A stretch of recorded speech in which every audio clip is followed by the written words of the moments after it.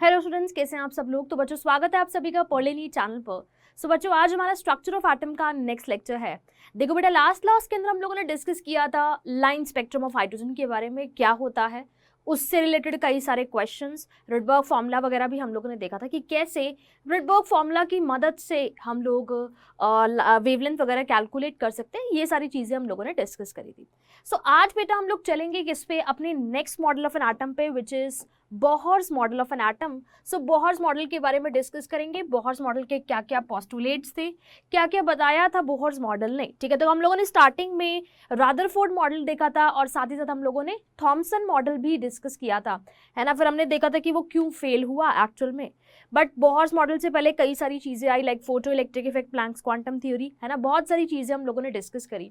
अब हमारे पास आता है अगला model of an atom which is Bohr's model, जिसके सबसे पहले हम लोग पोस्टुलेट्स देखेंगे। उससे रिलेटेड कई सारी चीजें, कई सारे क्वेश्चंस बनते हैं, क्या क्या डिफरेंट डिफरेंट क्वेश्चंस बनते हैं। वेरी इंपॉर्टेंट टॉपिक है और बोहर्स मॉडल से ना सवाल आता ही आता है, तो उसके बारे में हम लोग फिर डिस्कस करेंगे। ठीक है, एंड देन हम लोग देखेंगे क्या कि बोहर्स मॉडल भी एक्चुअल में क्यों फेल हो गया था। ठीक है, तो बहुत सारी चीजें बताई थी बोहर्स मॉडल ने। ठीक है, बट फिर भी कुछ चीजों को वो एक्सप्लेन नहीं कर पाया था एंड फिर वो भी फेल हो गया था। ठीक है, तो चलिए स्टार्ट करते हैं। सबसे पहले हम लोग देखते हैं बोहर्स मॉडल के कुछ पोस्टुलेट्स, उसने क्या क्या किया था, किन किन चीजों के बारे में बताया था, ये सारी चीजें बेटा हम लोग देखेंगे। ठीक है, सो बेटा अकॉर्डिंग टू बोहर्स मॉडल के अकॉर्डिंग एक एटम, अब देखो ये चीजें तो डिस्कवर हो गई थी कि एक एटम के अंदर न्यूक्लियस प्रेजेंट है ना, और इलेक्ट्रॉन्स है ना। तो जो न्यूक्लियस है वो एक एटम के अंदर बहुत ही छोटी सी जगह पे, छोटे से रीजन में होता है, सेंटर में, और जो इलेक्ट्रॉन होते हैं उसके चारों ओर घूमते रहते हैं। तो सबसे पहली बात यही थी कि एक एटम के अंदर क्या होता है, एक पॉजिटिवली चार्ज न्यूक्लियस होता है सेंटर में, और जो इलेक्ट्रॉन्स होते हैं इस न्यूक्लियस के चारों ओर सर्कुलर पाथ में घूमते हैं। ठीक है, एक एटम के अंदर जो न्यूक्लियस होता है वो सेंटर में प्रेजेंट होता है, और जो इलेक्ट्रॉन्स होते हैं वो न्यूक्लियस के चारों ओर सर्कुलर पाथ में घूमते रहते हैं, सर्कुलर पाथ के अंदर घूमते रहते हैं। ठीक है, so an atom consist of small heavy positively charge nucleus and the electrons revolve around the nucleus in the circular paths.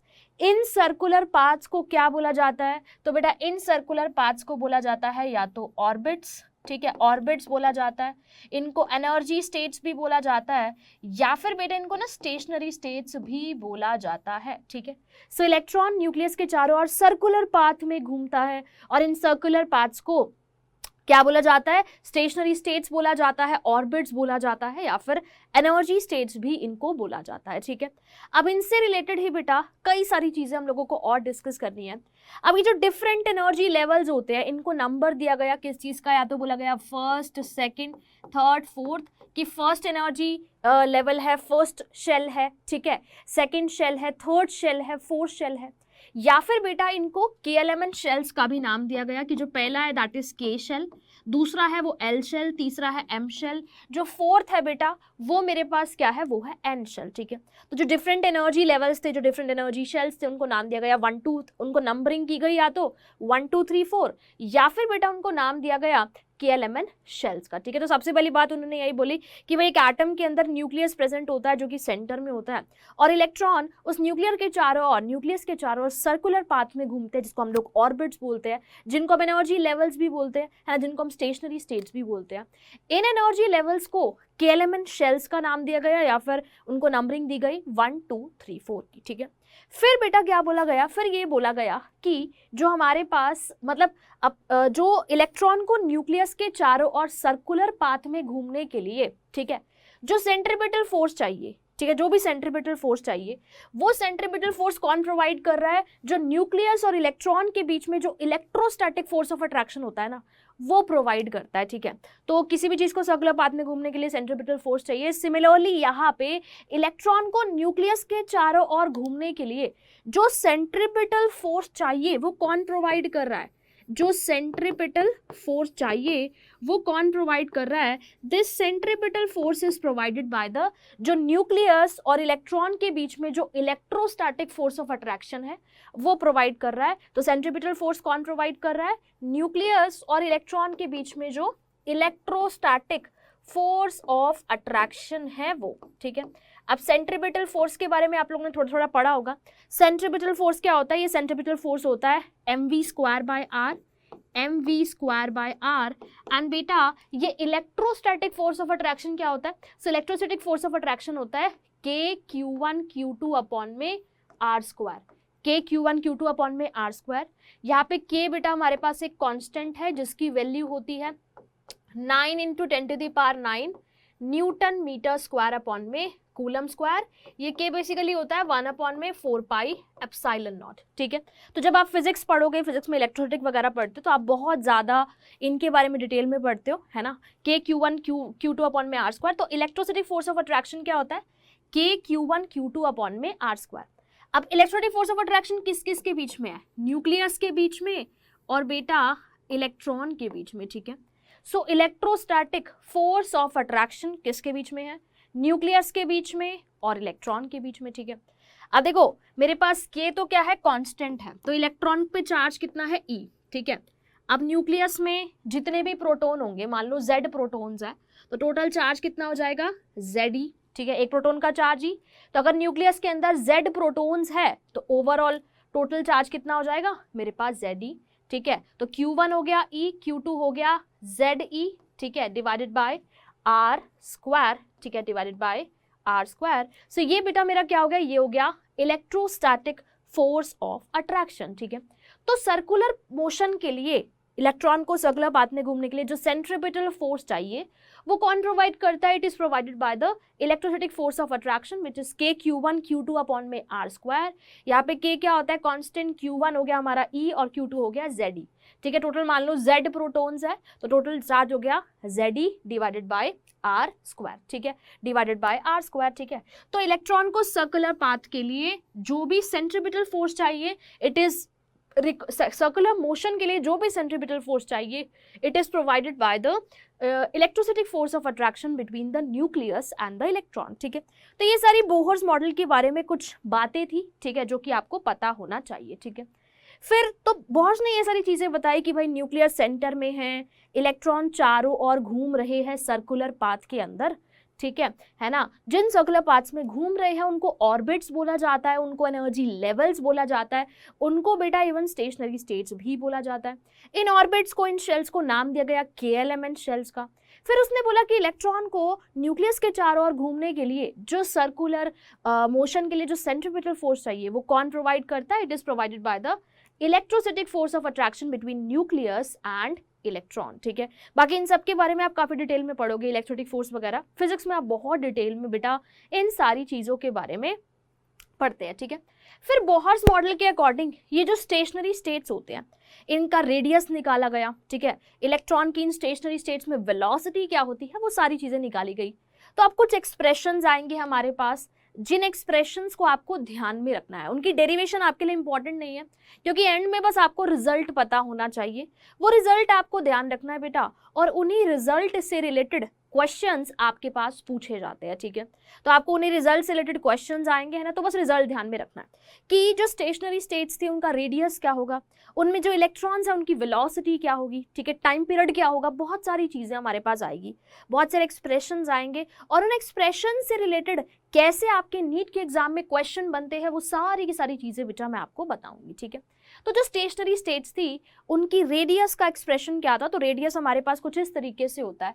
तो किसी भी बेटा nth ऑर्बिट का रेडियस होता है n² h² अपॉन में 4 पाई² m k ze²। ठीक है, सो किसी भी बेटा nth स्टेशनरी स्टेट का जो रेडियस होता है n² h² अपॉन में 4 पाई² m k ze²। अब मुझे पता है यहाँ पे आप सोच रहे हो कि मैम ये सब क्या है, मतलब ये जो अलग अलग कांस्टेंट लिखे हुए हैं, मतलब इसमें बहुत सारी चीजें आपको दिख रही होगी, ये सब क्या है। ठीक है, और मुझे पता है आप सोचो कि मैम ये इतना बड़ा हमको याद करना है क्या? बेटा देखो, जो क्वेश्चन सॉल्व होंगे इससे भी एक सिंप्लीफाइड फॉर्मूला मैं लिखूंगी यहाँ पे, उससे हमारे सारे के सारे सॉल्व हो जाएंगे, तो वो आपको याद करना है। ठीक है, क्लियर है? देखो अब यहाँ पे देखो h आप सभी को पता है क्या होता है, प्लैंक्स कांस्टेंट होता है। ठीक है, पाई भी आपको पता ही है क्या होता है, m बेटा यहाँ पे क्या होता है, सो m is the mass of electron. ठीक है, m बच्चे यहाँ पे क्या होता है, m is the mass of electron. m बेटा यहाँ पे क्या होता है, m is the mass of electron, यानी कि जो इलेक्ट्रॉन का मास है। और आप सभी जानते हैं कि इलेक्ट्रॉन का मास कितना होता है, ठीक है। तो m बेटा यहाँ पे क्या होता है, m is the mass of electron, ठीक है। यहाँ पे k क्या होता है, k तो मैंने अभी बताया, k कांस्टेंट है जिसकी वैल्यू है 9 into 10⁻9 newton metre square upon में coulomb square, newton metre square upon में कूलम स्क्वायर। z यहाँ पे क्या होता है बेटा, z क्या होता है, एटॉमिक नंबर, एटॉमिक नंबर किसका, हाइड्रोजन लाइक स्पीशीज का। हाइड्रोजन लाइक स्पीशीज याद है, कुछ कुछ लास्ट के कुछ क्लासेस के अंदर मैंने आपको बताया था, ठीक है। जैसे कि मान लो मेरे पास हाइड्रोजन के अंदर आपको पता है एक इलेक्ट्रॉन होता है, ठीक है। ऐसे ही बेटा जो मेरे पास हीलियम प्लस है उसमें भी एक इलेक्ट्रॉन होता है। ऐसे ही बच्चे जो मेरे पास लिथियम +2 है उसमें भी एक इलेक्ट्रॉन होता है। ऐसे ही बेटा जो मेरे पास बेरिलियम +3 है उसमें भी एक इलेक्ट्रॉन होता है। तो ये सारी की सारी बेटा मेरी क्या होती है, हाइड्रोजन लाइक स्पीशीज होती है। क्या होती है, हाइड्रोजन लाइक स्पीशीज होती है, ठीक है। तो ये सभी की सभी बच्चे क्या होती है मेरे पास, हाइड्रोजन लाइक स्पीशीज होती है, ठीक है ना। तो Z क्या है, it is the atomic number of hydrogen like species. जो भी हाइड्रोजन लाइक स्पीशीज होगी उसका एटॉमिक नंबर। E क्या होता है, E हमारे पास होता है वही अपना वही charge, that is 1.6 into 10⁻19 coulomb, ठीक है। तो यहाँ पे आप देख सकते हो कि इसमें ना कई सारे हमारे पास कांस्टेंट आ रहे हैं, कई सारे बेटा यहाँ पे हमारे पास क्या आ रहे हैं, कांस्टेंट आ रहे हैं।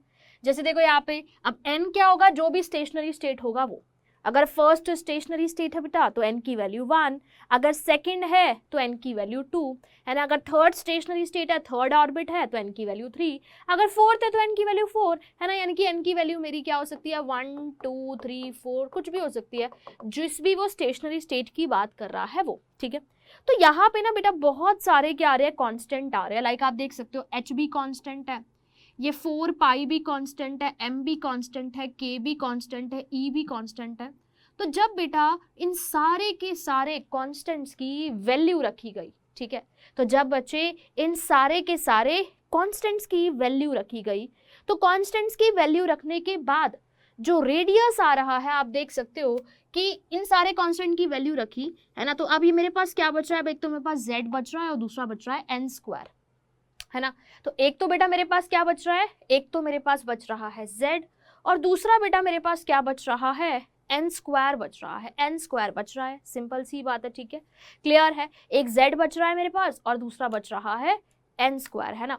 तो अब जब इन सारे कांस्टेंट की वैल्यू रखी गई तो किसी भी बेटा nth स्टेशनरी स्टेट का जो रेडियस आया वो कुछ इस तरीके से आया, 0.529 ऊपर क्या है n स्क्वायर और नीचे है z, सो 0.529 इंटू में n square by z angstrom, angstrom, ठीक है। अब मैं बोलूंगी यस बेटा ये एक्सप्रेशन आप लोगों को याद रखना है, ये वाला एक्सप्रेशन तुमको याद रखना है। ऊपर वाला चाहे तुम याद रखो ना रखो, लेकिन ये तुमको जरूर याद रखना है, इससे रिलेटेड सवाल तुम्हारे पेपर में जरूर आएगा, ठीक है। ऊपर वाला चाहे आप याद रखे ना रखे, लेकिन ये बेटा जरूर याद रखना है, और इससे रिलेटेड क्वेश्चन तुम्हारे पेपर में जरूर जरूर जरूर जरूर आएगा, और आता भी है। चाहे तुम प्रीवियस ईयर क्वेश्चन को उठा के देख लो, ठीक है, चाहे बच्चे तुम प्रीवियस ईयर उठा के देख लो, इससे रिलेटेड क्वेश्चन जरूर आएगा पेपर में, ठीक है। सो जब हमने सारे कांस्टेंट को रख दिया है ना, ऊपर वाला फॉर्मूला याद नहीं भी करोगे चल जाएगा, बट कर लेना, ठीक है, कुछ छोड़ना नहीं है। जैसे कि मैंने बोला कि फिजिकल की तुम एक छोटी सी नोटबुक अलग से बना लो जिसमें सारे बस तुम क्या करना, फॉर्मूलाज को लिख देना, ठीक है ना। तो इस एक्सप्रेशन में जब हमने सारे कांस्टेंट की वैल्यू रखी तो रेडियस बेटा मेरे पास क्या आया, 0.529 इंटू में n square by z angstrom. Unit का बहुत ध्यान रखना है कि ये वैल्यू किस में है, एंगस्ट्रॉम में है। किस में है बेटा, एंगस्ट्रॉम में है ना। और साथ ही साथ क्या आपने देखा कि रेडियस जो है it is proportional to n square by z। सो NH शेल का जो NH स्टेशनरी स्टेट का जो रेडियस है इट इज प्रोपोर्शनल टू बेटा n square by z। n square by z के ये डायरेक्टली प्रोपोर्शनल है। किसके प्रोपोर्शनल है बेटा, n स्क्वायर बाय z के ये डायरेक्टली प्रोपोर्शनल है। सिंपल सी बात है, ठीक है ना। बस इसी चीज को अगर तुमने ध्यान में रख लिया तो ये जो दोनों पॉइंट जिस पे मैं ऐसे चांद सितारे लगा रही हूँ भाई, ये दोनों पॉइंट बहुत इंपॉर्टेंट है। देखो जो भी इंपॉर्टेंट चीजें होगी मैं उस पे ऐसे चांद सितारे लगा दूंगी, तो तुमको भी अपनी कॉपी में चांद सितारे बना देना, ताकि जब भी कॉपी खोलो तो दिख जाए कि भाई ये चीज इंपॉर्टेंट है और ये तो हमको करनी ही करनी है, ठीक है।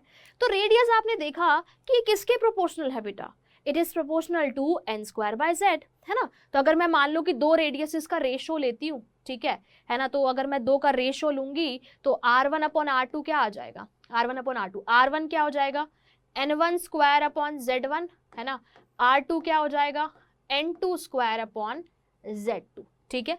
सो r1 क्या हो जाएगा n1 square upon z1, r2 बेटा क्या हो जाएगा n2 square upon z2, n2 square upon z2, है ना।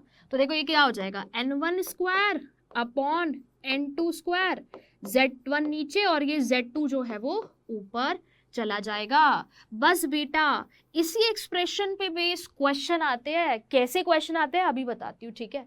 सो हमने क्या देखा, हमने देखा किसी भी nth ऑर्बिट का रेडियस अगर हमको निकालना है तो इस एक्सप्रेशन से निकाल सकते हैं, है ना। n की वैल्यू पुट करेंगे, जिस भी nth शेल के बारे में वो बात करेगा उसके लिए n की वैल्यू पुट करेंगे, z की वैल्यू पुट करेंगे, तो बेटा मेरे पास क्या आ जाएगा, मेरे पास रेडियस आ जाएगा, ठीक है। बट हमारे पास रेडियस का रेशो भी आता है, तो रेशो में कुछ नहीं करना, है ना। तो मेरे पास ये हो जाएगा, ठीक है, r1 अपॉन r2 कर लेंगे तो हमारे पास आ जाएगा, ठीक है। और अगर कोई भी हाइड्रोजन लाइक स्पीशीज बेटा मेरे पास आ रही है, हाइड्रोजन लाइक स्पीशीज अगर मेरे पास आ रही है तो उसका एटॉमिक नंबर भी हम लोग लिख लेंगे। सिंपल सी बात है, ठीक है बच्चे, क्लियर है, क्लियर है सभी बच्चों को। तो इसी एक्सप्रेशन पे बेस्ड क्वेश्चन आता है। चलो तुमको एक क्वेश्चन बताती हूँ। जैसे मान लो क्वेश्चन कुछ इस तरीके से आएगा, वो बोलेगा कि हीलियम प्लस की थर्ड ऑर्बिट, है ना, कुछ इस तरीके से वो बोलेगा। ध्यान से सुनना, ऐसे ही सवाल आते हैं तुम्हारे नीट के पेपर में बेटा, ठीक है ना, बिल्कुल ध्यान से सुनना। हीलियम प्लस के थर्ड ऑर्बिट का, और वो बोलेगा कि लिथियम 2 प्लस के सेकेंड ऑर्बिट के रेडियस का रेशो निकाल के बता दो, ठीक है।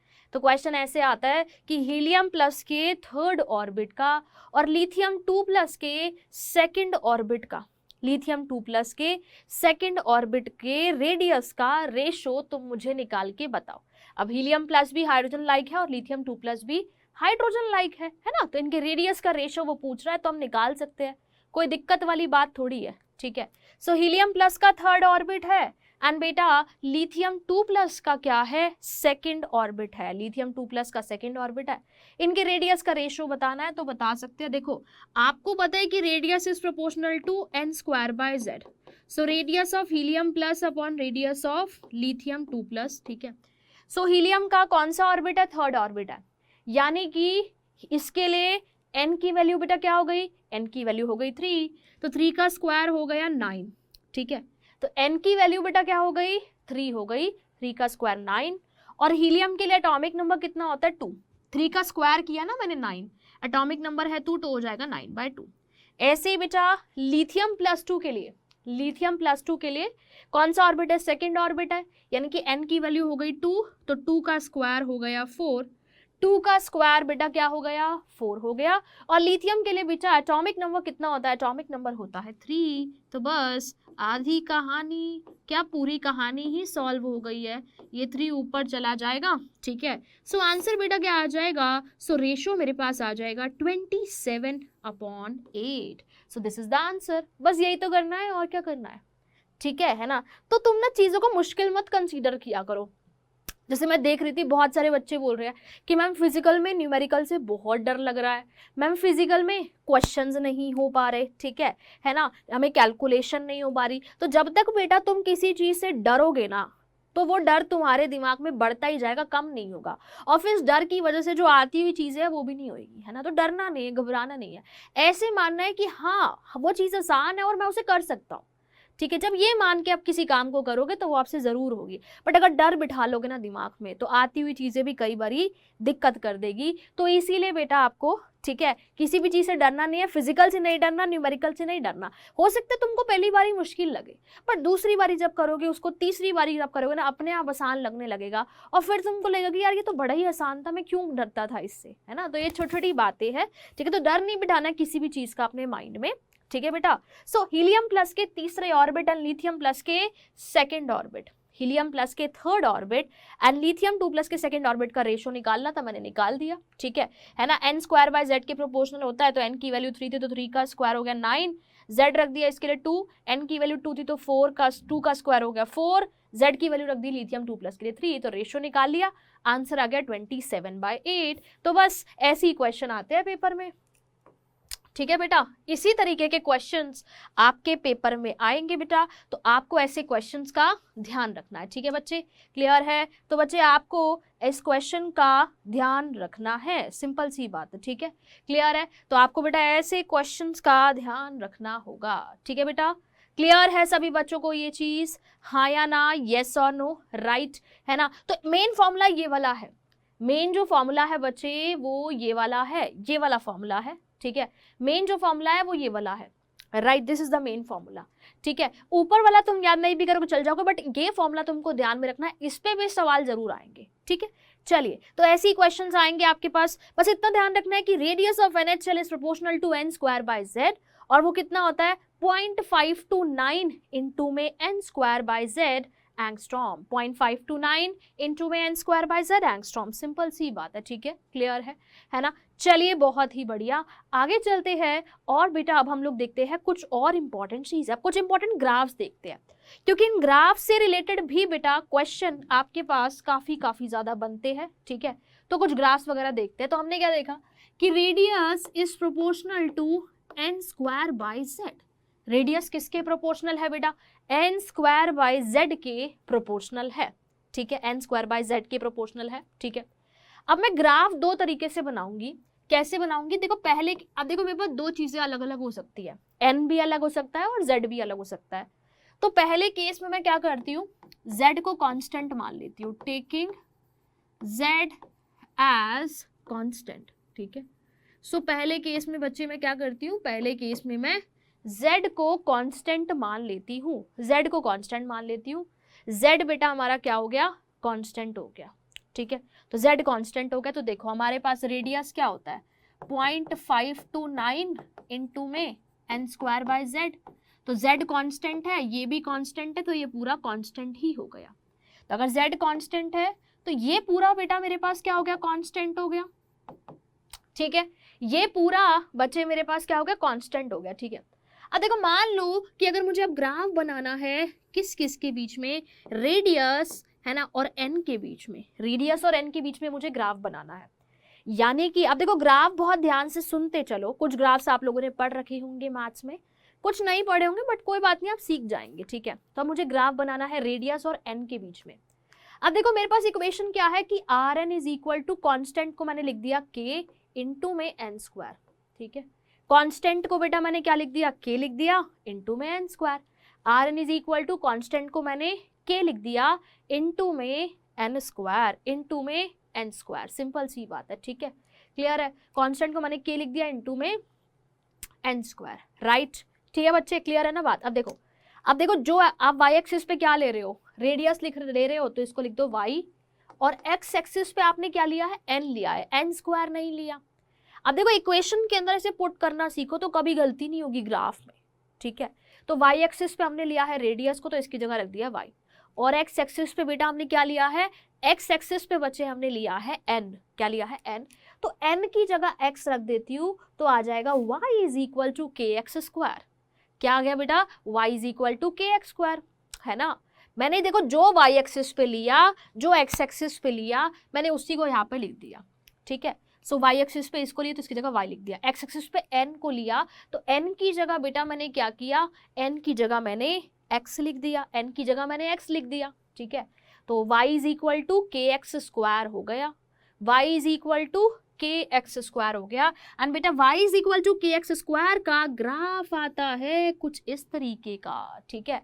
एंड बच्चे y is equal to k x square का जो ग्राफ आता है वो कुछ इस तरीके का आता है। तो यहाँ पे जब हम रेडियस वर्सेस n का ग्राफ बनाएंगे तो वो कुछ इस तरीके का आएगा, ठीक है। तो यहाँ पे बेटा जब हम रेडियस वर्सेस n का ग्राफ बनाएंगे तो वो बेटा कुछ इस तरीके का आएगा, सिंपल सी बात है, ठीक है, क्लियर है। तो जब हम रेडियस वर्सेस n का ग्राफ बनाएंगे ना तो वो कुछ ऐसा आएगा, ठीक है बच्चे, क्लियर हो गई बात, है ना। तो ऐसा ग्राफ आएगा, ठीक है।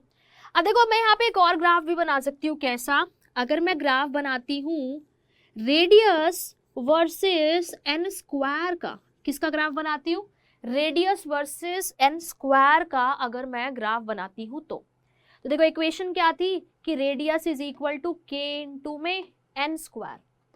अब वाई एक्सिस पे है रेडियस, एन स्क्वायर है, तो अब एक्स एक्सिस पे पूरा एन स्क्वायर है ना, तो एन स्क्वायर की जगह लग दो x, so y is equal to k x. y is equal to m x का ग्राफ कैसा होता है, पढ़ा होगा। So y is equal to m x का ग्राफ होता है बेटा बिल्कुल स्ट्रेट लाइन ग्राफ। तो हमने क्या किया, बिल्कुल स्ट्रेट लाइन ग्राफ यहाँ पे बना दिया, सिंपल है, ठीक है।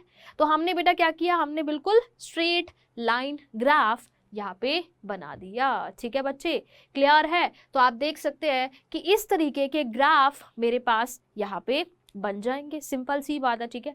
इस तरीके के ग्राफ यहाँ पे मेरे पास बनेंगे, है ना। तो ऐसे ग्राफ से रिलेटेड क्वेश्चन भी बेटा तुम्हारे पास पूछे जा सकते हैं, ठीक है बच्चे। ऐसे ग्राफ से रिलेटेड क्वेश्चन भी आपके पास पूछे जा सकते हैं। तो बेटा आपको ऐसे के ऐसे क्वेश्चंस का ध्यान रखना है, ठीक है, क्लियर है। ऐसे क्वेश्चन भी तुम्हारे पास पूछे जा सकते हैं, ठीक है। अब देखो यहाँ पे मतलब कुछ नहीं किया मैंने, मतलब कंफ्यूजन बिल्कुल नहीं रखनी दिमाग में। जो y एक्सिस पे ले रहे हो उसको y पुट कर दो इक्वेशन के अंदर, जो एक्सिस पे ले रहे हो उसको x। अब n लिया था तो मैंने n को x पुट किया, तो y is equal to k x square. n square लिया था तो मैंने n स्क्वायर की जगह x पुट किया, तो y is equal to k x. And y is equal to k x का ग्राफ कैसा होता है, स्ट्रेट लाइन ग्राफ होता है। कैसा ग्राफ होता है बच्चे, स्ट्रेट लाइन ग्राफ होता है, सिंपल सी बात है, ठीक है, क्लियर है ना। चलिए अब देखो यहाँ पे मैंने क्या किया था, मैंने z को कांस्टेंट लिया था। सेकंड केस में ऐसा भी कर सकती हूँ कि बेटा मैं n को कांस्टेंट ले लेती हूँ, so taking n as constant, ठीक है। तो सेकंड केस बच्चे मैं क्या करती हूँ, सेकंड केस में मैं ऐसा करती हूँ कि मैं n को कांस्टेंट ले लेती हूँ, n को कांस्टेंट ले लेती हूँ, ठीक है। तो रेडियस क्या होता है, सो रेडियस मेरे पास होता है 0.529 इनटू में n स्क्वायर बाय z, ठीक है। अब देखो n को तो कांस्टेंट ले लिया तो ये पूरा क्या हो गया, कांस्टेंट, क्योंकि 0.529 भी कांस्टेंट है, n भी कांस्टेंट है, 0.529 भी कांस्टेंट है, n भी कांस्टेंट है, तो फिर मेरे पास ये तो कांस्टेंट ही हो गया, है ना। अब मैं z के साथ ग्राफ बना सकती हूँ। तो पहला ग्राफ जो मैं बनाती हूँ, है ना, पहला ग्राफ जो मैं बनाती हूँ वो बनाती हूँ रेडियस वर्सेस z का ग्राफ, रेडियस वर्सेस z का ग्राफ। सो फर्स्ट ग्राफ बेटा यहाँ पे जो मैंने बनाया वो क्या था, वो था रेडियस वर्सेस z का ग्राफ, रेडियस वर्सेस z का ग्राफ, ठीक है ना। फर्स्ट ग्राफ जो मैंने बनाया वो बेटा क्या था, रेडियस वर्सेस z का। देखो इक्वेशन क्या है, रेडियस इज इक्वल टू के, ये तो पूरा कांस्टेंट ही हो गया, और नीचे z है ना, तो इनटू में 1/z, इनटू में 1/z। तो अब मैंने y एक्सिस पे बेटा किसको लिया है, रेडियस को लिया है, y एक्सिस पे बच्चे किसको लिया है, रेडियस को, k, और x एक्सिस पे मैंने z लिया है, तो हो जाएगा इनटू में 1/x। z लिया है ना, तो z की जगह बस मैंने x रख दिया। तो ये कैसा ग्राफ आया, y is inversely proportional to x वाला ग्राफ, और y is inversely proportional to x का ग्राफ बेटा कैसा आता है, सो वो कुछ इस तरीके का आता है। तो इसका ग्राफ मेरे पास कुछ ऐसा आएगा, ठीक है। तो y is inversely proportional to x का ग्राफ कुछ इस तरीके का आता है। सो बच्चे इसका जो ग्राफ है वो मेरे पास कुछ इस तरीके का आएगा। क्या आपको ये बात समझ में आई, है ना। तो ऐसे ग्राफ से रिलेटेड क्वेश्चन भी बेटा आपके नीट के एग्जाम में पूछे जा सकते हैं, ठीक है, काफी ज्यादा पूछे जा सकते हैं। तो बच्चे आपको इन क्वेश्चंस का, ऐसे सवालों का ध्यान रखना है, ठीक है।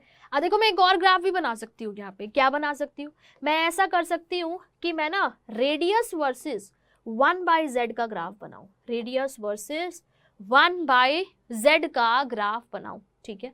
तो बेटा मैं ऐसा कर सकती हूँ कि मैं रेडियस वर्सेस 1/z का ग्राफ, देखो इक्वेशन क्या थी, radius is equal to k into 1/z, k into 1/z, ठीक है। y एक्सिस पे बेटा हमने क्या लिया है, रेडियस लिया है, और x एक्सिस पे बेटा हमने क्या लिया है, 1/z लिया है, 1/z लिया है। तो 1/z की जगह रख देती हूँ x, तो y is equal to k x आ गया, और y is equal to k x का ग्राफ कैसा आता है बच्चे, स्ट्रेट लाइन ग्राफ आता है। तो इसीलिए फिर मैंने क्या किया, ऐसा ग्राफ बना दिया, सिंपल सी बात है, ठीक है, क्लियर है ना। अब मैंने y एक्सिस पे लिया तो इसकी जगह y, अब 1/z पूरा ले लें तो इसकी जगह x रख दिया। So y is equal to x का, y इज इक्वल टू, है ना, x का, y is equal to k x का ग्राफ कैसा आता है, स्ट्रेट लाइन ग्राफ आता है। तो इसीलिए बच्चे यहाँ पे हम लोगों ने बिल्कुल स्ट्रेट लाइन ग्राफ जो है वो बना दिया, ठीक है बेटा, क्लियर है। तो ऐसे ग्राफ से रिलेटेड क्वेश्चन भी देखो, फॉर्मूला तो एक था, एक तो फॉर्मूला से ऐसे रेडियस वाले क्वेश्चन पूछ सकता है है ना, कि भाई इसके जैसे मान लो हीलियम प्लस के सेकंड ऑर्बिट का रेडियस क्या होगा, तो n की वैल्यू पुट करो, z की वैल्यू पुट करो, हो जाएगा सॉल्व। या फिर ऐसे रेशो पूछ सकता है, या फिर बेटा इसी फॉर्मूला से रिलेटेड ना ऐसे ग्राफ्स वाले क्वेश्चन भी पूछे जा सकते हैं, ठीक है। तो बच्चे इसी फॉर्मूला से रिलेटेड ऐसे ग्राफ वाले क्वेश्चन भी पूछे जा सकते हैं, ठीक है। तो बेटा ये ग्राफ वाले क्वेश्चन आपको ध्यान रखने हैं। दो वेरिएबल थे, मैंने एक को कांस्टेंट करके, ठीक है, दूसरे से रिलेटेड क्वेश्चंस, मतलब दूसरे से रिलेटेड फिर ग्राफ मैंने बना दिए, सिंपल सी बात है, ठीक है बच्चे, क्लियर है आप सभी को। तो दूसरे से रिलेटेड ग्राफ मैंने यहाँ पे बना दिए, ठीक है। चलिए आगे चलते हैं। अब बेटा हम लोग देखते हैं क्या, अब हम लोग देखते हैं किसके बारे में, तो ये बात हुई किसके बारे में, रेडियस के बारे में, है ना। तो रेडियस से रिलेटेड हमारे पास ऐसे क्वेश्चंस आ सकते हैं, इस तरीके के ग्राफ्स वगैरह भी बन सकते हैं, ठीक है। तो बेटा आपको इन चीज़ों के बारे में ध्यान रखना है और ऐसे क्वेश्चंस के बारे में भी ध्यान रखना, ठीक है। तो ये तो बात हुई रेडियस के बारे में। नेक्स्ट आती है बेटा मेरे पास वेलोसिटी, ठीक है। अब इन डिफरेंट ऑर्बिट्स के अंदर, डिफरेंट शेल्स के अंदर इलेक्ट्रॉन्स की वेलोसिटी क्या होगी, है ना। तो वेलोसिटी का एक्सप्रेशन क्या है, जैसे हमने रेडियस का एक्सप्रेशन देखा 0.529 into N square by Z angstrom, ऐसे ही बेटा वेलोसिटी का एक्सप्रेशन क्या होगा, मतलब डिफरेंट ऑर्बिट्स के अंदर इलेक्ट्रॉन्स की वेलोसिटी क्या होगी, डिफरेंट ऑर्बिट्स के अंदर बेटा इलेक्ट्रॉन्स की वेलोसिटी क्या होगी, इलेक्ट्रॉन्स की वेलोसिटी क्या होगी बेटा, हमको ये देखना है, राइट। सो डिफरेंट ऑर्बिट्स के अंदर इलेक्ट्रॉन्स की वेलोसिटी क्या होगी, वेलोसिटी क्या होगी, ठीक है। तो वेलोसिटी का भी एक्सप्रेशन होता है, दैट इज 2 पाई के जेड ई स्क्वायर अपॉन में एन एच, 2 पाई के जेड ई स्क्वायर अपॉन में एन एच, ठीक है।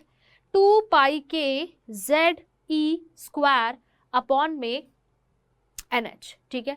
ये हमारे पास होता है वेलोसिटी का एक्सप्रेशन। अब आप बोलोगे मैम इसको याद रखना है, इसको तुम याद रखो ना रखो, लेकिन जब इसमें हम सारे कांस्टेंट्स की वैल्यू पुट कर देंगे और पुट करने के बाद जो एक्सप्रेशन आएगा ना बेटा, उसको आपको याद रखना है, ठीक है, उसको आपको जरूर याद रखना है। सो मेरे पास वेलोसिटी का एक्सप्रेशन क्या है कि किसी भी अनंत ऑर्बिट के अंदर इलेक्ट्रॉन की वेलोसिटी क्या होगी, 2 पाई के जेड ई स्क्वायर अपॉन में एन एच, 2 पाई के जेड ई स्क्वायर अपॉन में एन एच। अब आप सभी जानते हैं यहाँ पे 2 कांस्टेंट, पाई कांस्टेंट, के कांस्टेंट, ई कांस्टेंट, एच कांस्टेंट, तो जब हम सारे के सारे बेटा कांस्टेंट की वैल्यू रख देंगे, है ना, तो आप देख सकते हो दो चीजें बची है, ऊपर z और नीचे n, ऊपर z और बेटा क्या बचा है मेरे पास, नीचे n, ठीक है, नीचे n बचा है, ठीक है। सो वेलोसिटी क्या होती है, सो वेलोसिटी होती है बेटा 2.188 इंटू 10⁻⁶ इंटू में z by n metre per second, ठीक है। सो जब हम सारे कांस्टेंट की वैल्यू रख देंगे ना, तो वेलोसिटी का जो एक्सप्रेशन आता है वो बेटा मेरे पास कुछ इस तरीके से आता है, दैट इज 2.188 इंटू 10⁻⁶, है ना। ऊपर z था, नीचे n था, तो इनटू में z by n metre per second, metre per second, ठीक है। तो इस तरीके का कोई एक्सप्रेशन मेरे पास आता है, ठीक है। तो आपको इस एक्सप्रेशन को ध्यान में रखना है, ठीक है। मेन ये वाला एक्सप्रेशन तुमको ध्यान में रखना है। इस पे भी हम क्या करते हैं, डब्बा बना के चांद सितारे लगा देते हैं, ताकि तुम भी अपनी कॉपी में लगा लो और पेपर में जो क्वेश्चन आएगा वो इसी से आएगा भाई, इसी से आएगा, ठीक है। सो वेलोसिटी हो जाएगी 2.188 इंटू 10⁻⁶ इंटू में z by n metre per second, या फिर अगर सेंटीमीटर पर सेकेंड करना हो तो 100 से मल्टीप्लाई कर देंगे तो हो जाएगा 2.188 इंटू में 10⁸ इंटू में z बाई n सेंटीमीटर पर सेकेंड, ठीक है। 2.188 इंटू 10⁸ इंटू में z बाई n सेंटीमीटर पर सेकेंड, इंटू में z बाई n सेंटीमीटर पर सेकेंड, ठीक है, क्लियर है। सो हमारे पास जो वेलोसिटी का एक्सप्रेशन आता है वो कुछ इस तरीके का आता है, ठीक है बच्चों, बात क्लियर हो गई है ना। तो यहाँ पे आपने क्या देखा, यहाँ पे आपने देखा कि velocity is proportional to z by n बेटा, z बाई n, वेलोसिटी किसके प्रोपोर्शनल है, z बाई n के। वहां पे बेटा रेडियस किसके प्रोपोर्शनल था, so radius is proportional to n square by z, वहां पे रेडियस किसके प्रोपोर्शनल था बेटा, n स्क्वायर बाई z के। यहाँ पे वेलोसिटी किसके प्रोपोर्शनल है, z बाई n की, z बाई n के, सिंपल सी बात है, ठीक है। So radius is proportional to n square by z and velocity is proportional to z by n, ठीक है। तो ये छोटी छोटी बातें, इवन पता है ये भी क्वेश्चन आ जाता है पेपर में, इवन ये भी सवाल आ जाता है, ऐसे बोल देगा which of the following is true, so radius is proportional to n square by z, velocity is proportional to z by n, या फिर कुछ और लिख देगा, तो आपको ये चीजें ध्यान होगी तो आप क्वेश्चन को बहुत इजीली कर सकते हो, है ना बेटा। सो आप लोग क्या कर सकते हैं, क्वेश्चन को बहुत ही इजीली कर सकते हैं, सिंपल सी बात है, ठीक है बच्चे, क्लियर है ना। अगर ये चीजें तुमको ध्यान होगी तो सवाल तो फिर तुम्हारे लिए हलवा ही बन जाएंगे, ठीक है। चलिए अब इससे रिलेटेड भी कुछ ग्राफ देखे, फिर इनसे रिलेटेड कुछ और बातें भी हम लोग करेंगे, ठीक है। पहले एक बार ग्राफ देख लेते हैं। तो बेटा हमने क्या देखा, हमने ये देखा कि velocity is equal to 2.188 into 10⁻⁶ metre per second into में z बाय n, ठीक है। सो velocity is equal to 2.188 into 10⁻⁶ metre per second into में z बाय n, ठीक है।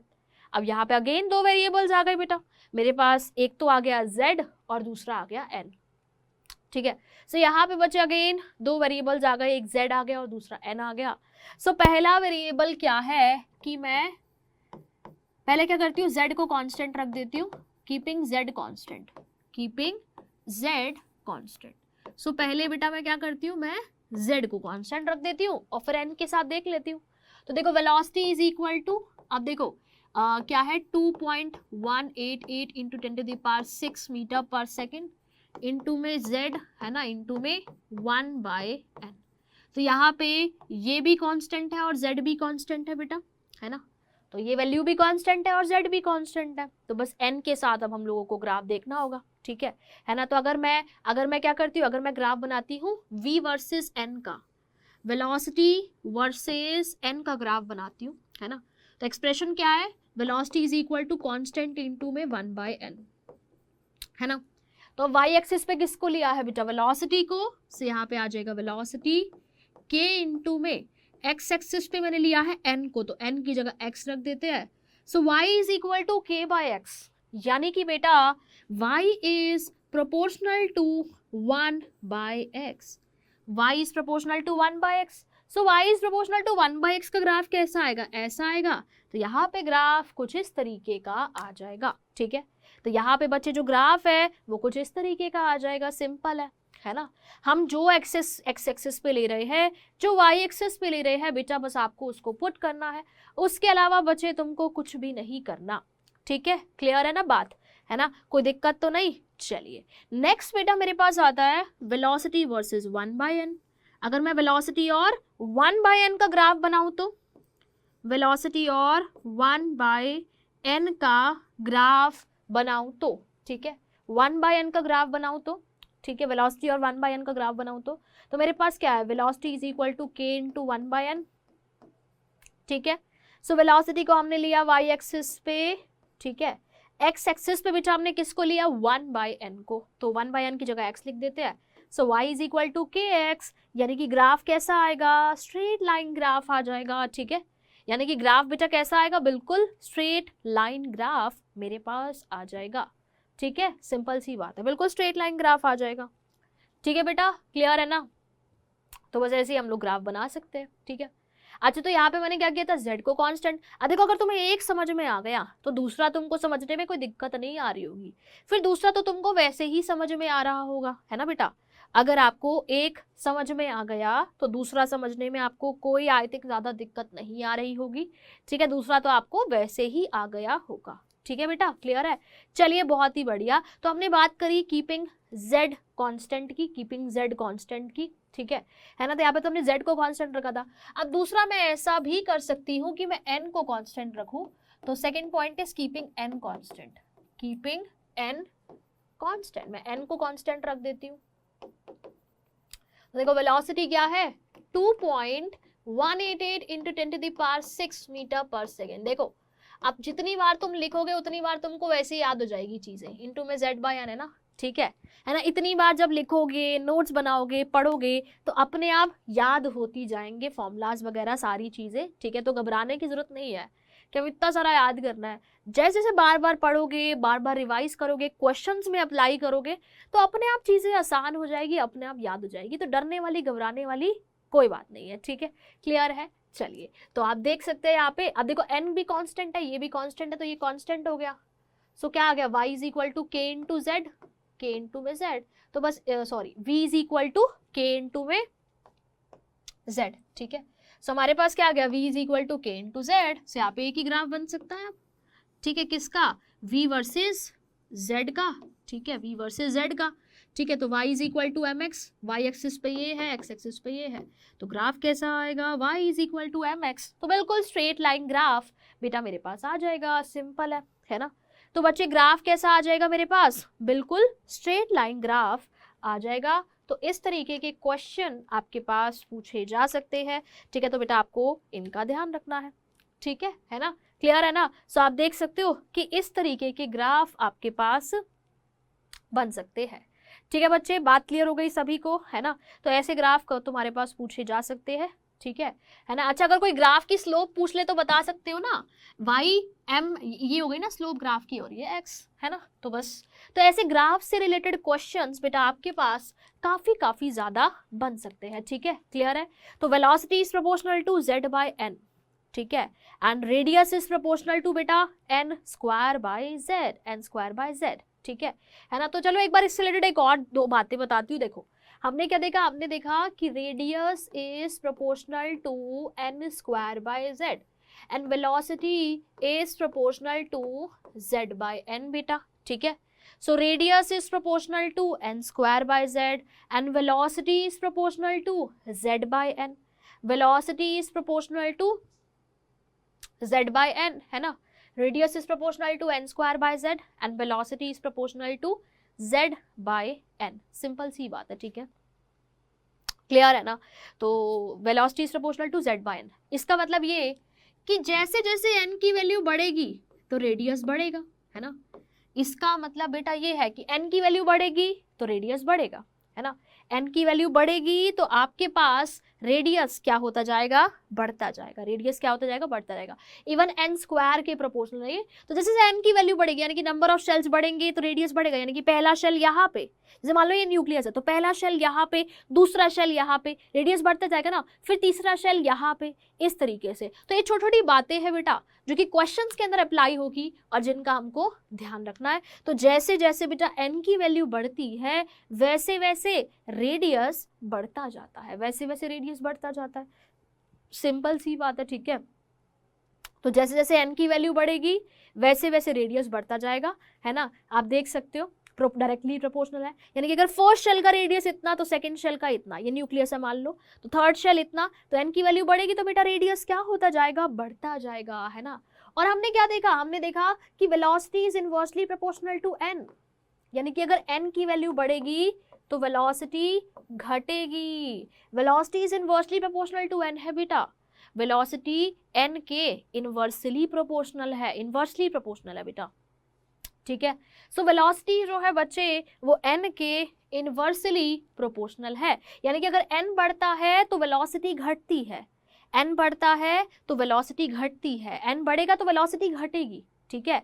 अब आपको पता है n बढ़ेगा तो रेडियस बढ़ेगा, तो रेडियस बढ़ेगा तो वेलोसिटी घटेगी, यानी कि छोटे रेडियस पे वेलोसिटी क्या होगी, ज्यादा होगी, ठीक है। तो अगर n बढ़ता है तो वेलोसिटी क्या होती है, घटती है। यहां से बेटा आप इस चीज को थोड़ा ध्यान रख सकते हो और इनसे रिलेटेड भी थियोरेटिकल क्वेश्चन आपके पास बन सकते हैं, तो इनको as an important point note बना के आप नोट कर सकते हो, ठीक है।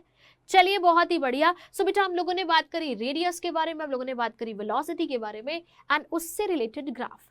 नेक्स्ट है बेटा टाइम पीरियड, टाइम पीरियड, ठीक है। टाइम पीरियड आप सभी जानते हो क्या होता है, ठीक है। तो हमको पता है इलेक्ट्रॉन क्या कर रहा है, न्यूक्लियस के चारों ओर घूम रहा है, ठीक है ना। तो टाइम पीरियड क्या होगा, ठीक है, एक रिवोल्यूशन को कंप्लीट करने के लिए कितना टाइम लगेगा इलेक्ट्रॉन को बेसिकली, ठीक है। इलेक्ट्रॉन न्यूक्लियस के चारों ओर घूम रहा है, इलेक्ट्रॉन क्या कर रहा है, न्यूक्लियस के चारों ओर घूम रहा है, ठीक है। तो इलेक्ट्रॉन को एक रिवोल्यूशन कंप्लीट करने के लिए कितना टाइम लगेगा, that is the time period, time period उसको बोलेंगे, है ना, सिंपल सी बात है, ठीक है। अब टाइम पीरियड हम लोग कैसे निकालेंगे, ठीक है, टाइम पीरियड हम लोग कैसे निकालेंगे, ठीक है। आपको पता है क्या हो रहा है कि न्यूक्लियस है बीच में और इलेक्ट्रॉन उसके चारों ओर घूम रहा है ना। तो हम सभी जानते हैं, देखो यार स्पीड क्या होता है, स्पीड होता है डिस्टेंस अपॉन टाइम, स्पीड क्या होता है, डिस्टेंस अपॉन टाइम। तो यहां से बेटा टाइम क्या हो जाएगा, तो यहां से बच्चे टाइम हो जाएगा distance upon speed, distance upon speed, simple सी बात है, ठीक है। तो यहां से बच्चे टाइम क्या हो जाएगा, सो टाइम हो जाएगा डिस्टेंस अपॉन में स्पीड, डिस्टेंस अपॉन में स्पीड। अब देखो सर्कुलर पाथ में डिस्टेंस कितना होगा 2 पाई आर, है ना। तो टाइम पीरियड क्या हो जाएगा 2 पाई आर और स्पीड कितनी है v, so time period will be 2 pi R by v। Simple है बात, ठीक है।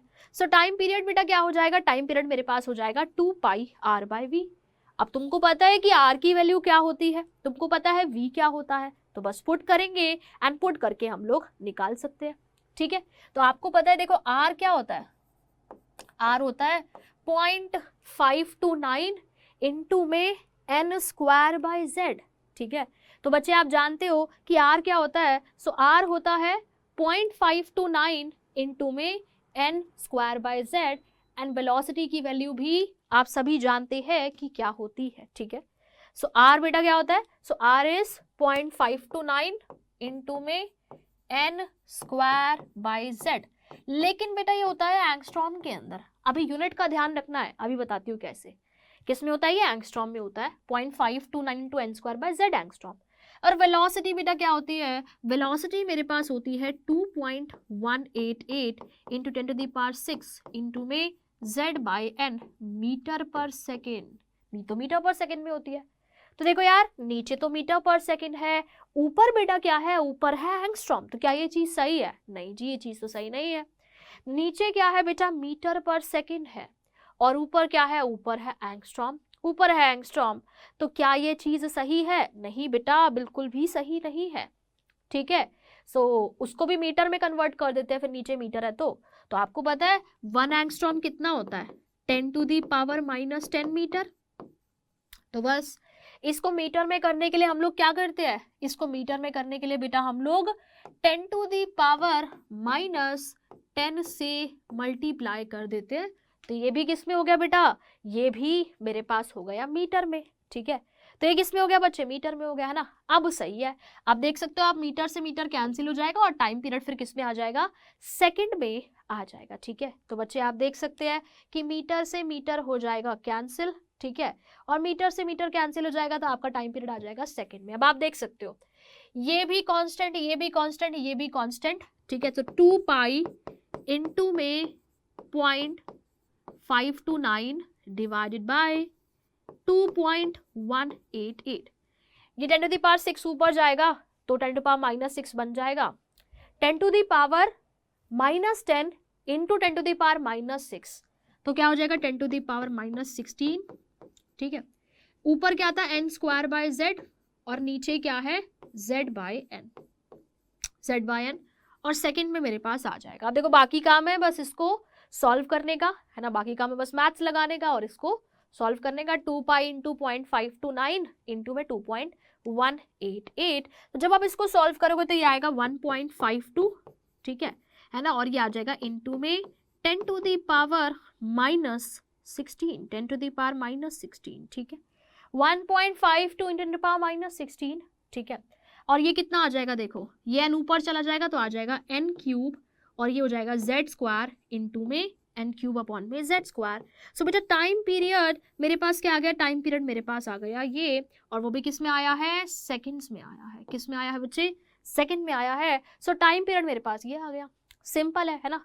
तो आपने क्या देखा, अब तुमको बस क्या याद रखना है, ये ध्यान रखना है क्या कि time period is proportional to n cube upon में z स्क्वायर बेटा, ठीक है।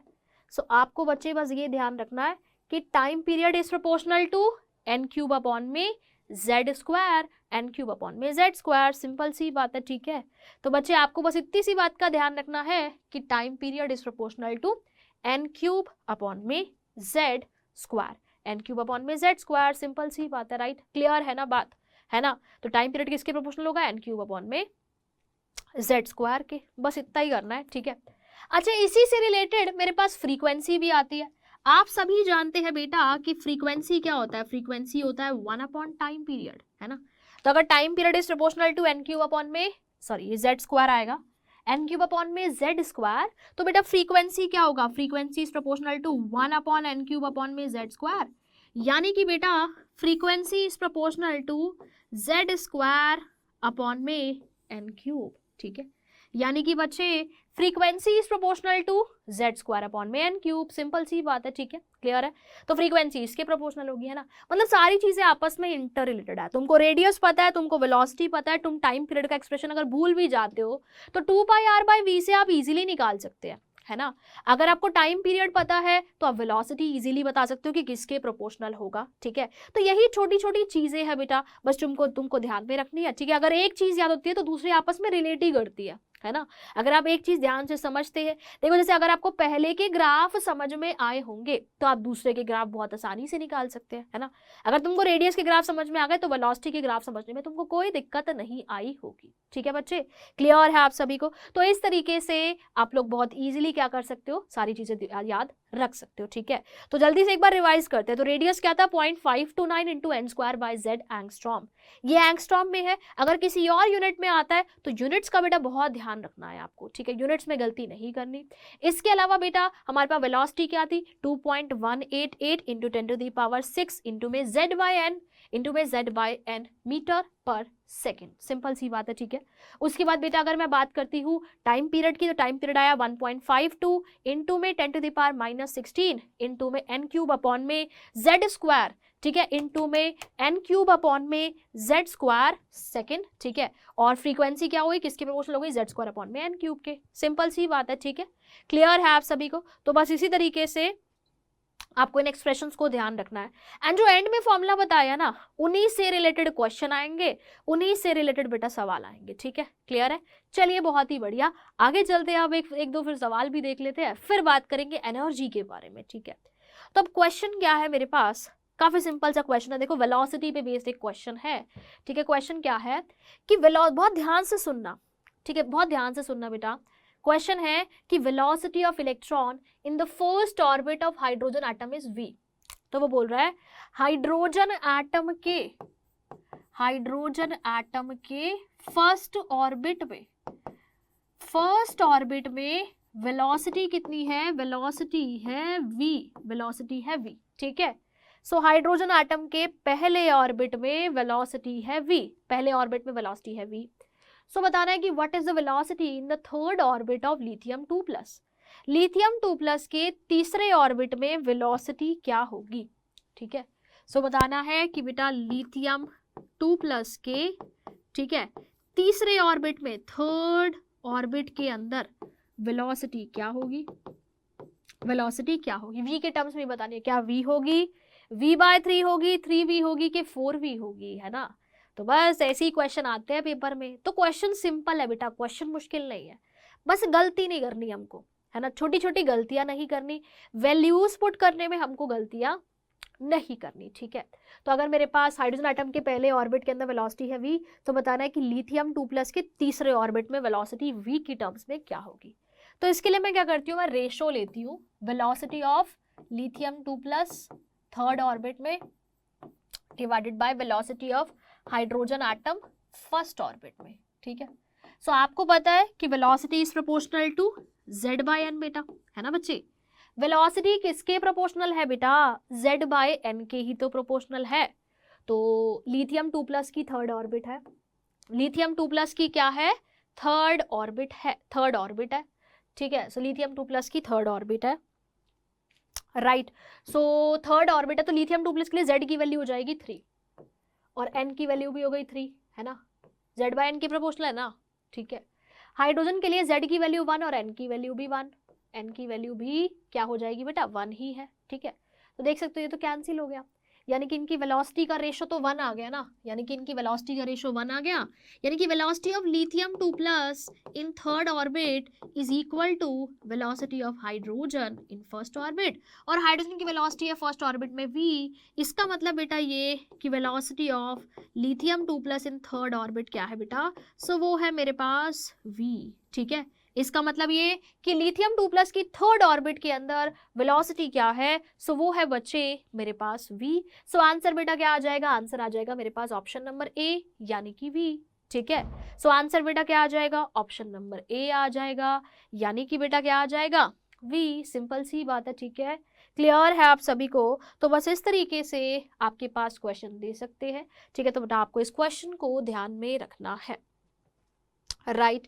सो लिथियम 2+ की थर्ड ऑर्बिट की वेलोसिटी भी तो v हो गई, तो आंसर आ गया a। बस। तो अगर ऐसे आए क्वेश्चन तो रेशो निकाल लो।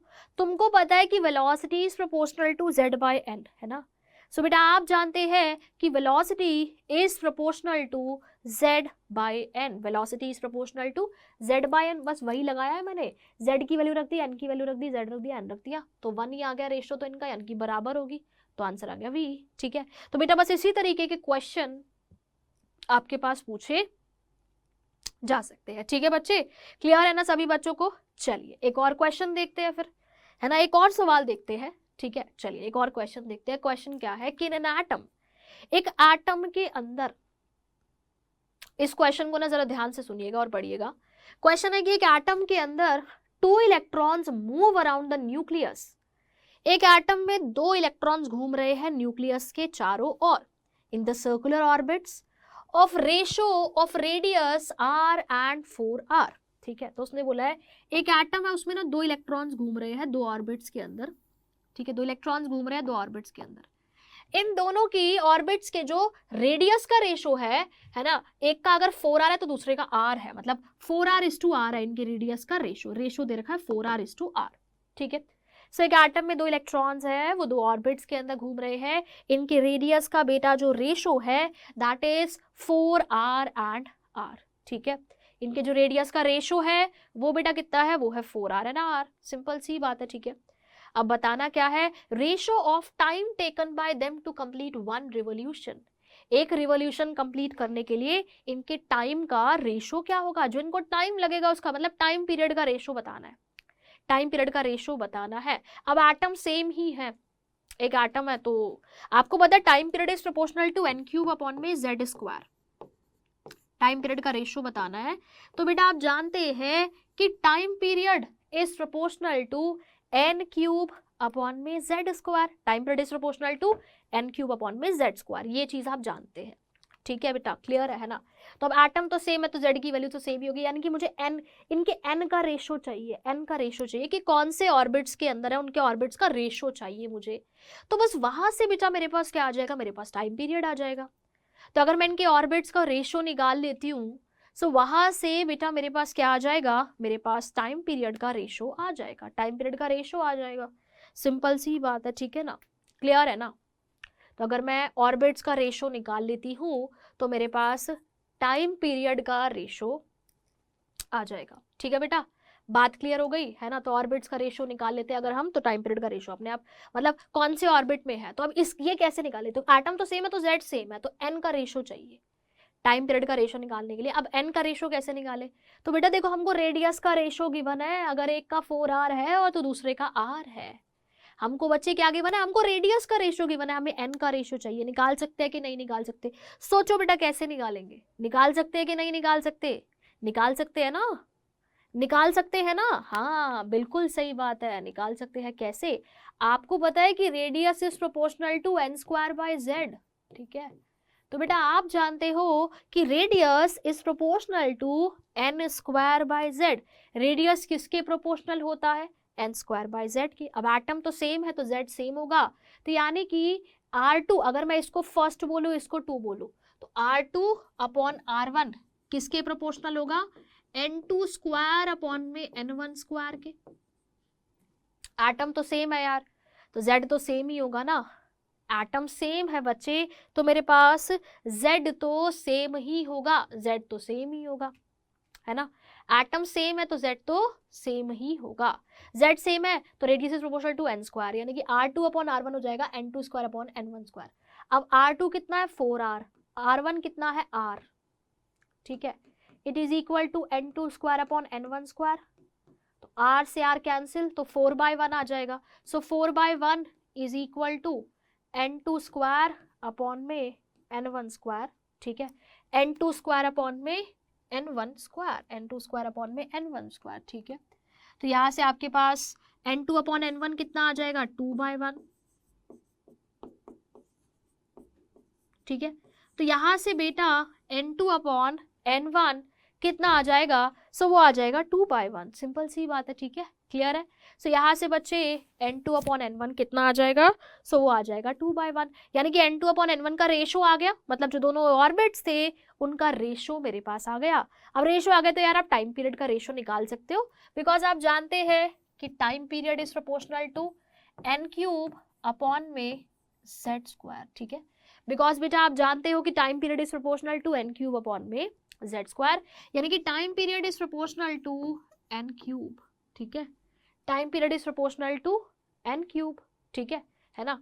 तो T2/T1 क्या हो जाएगा? T2/T1 हो जाएगा n2³ अपॉन में n1³, यानी कि n2/n1 का क्यूब, n2/n1 का क्यूब, ठीक है? अब n2/n1 क्या है? वो है 2/1, तो 2/1 का क्यूब, यानी कि बेटा 8/1, तो T2/T1 आ जाएगा 8/1, यानी कि इनके टाइम पीरियड का रेशो क्या होगा? 8:1। सो करेक्ट आंसर इज बेटा ऑप्शन नंबर बी, ठीक है?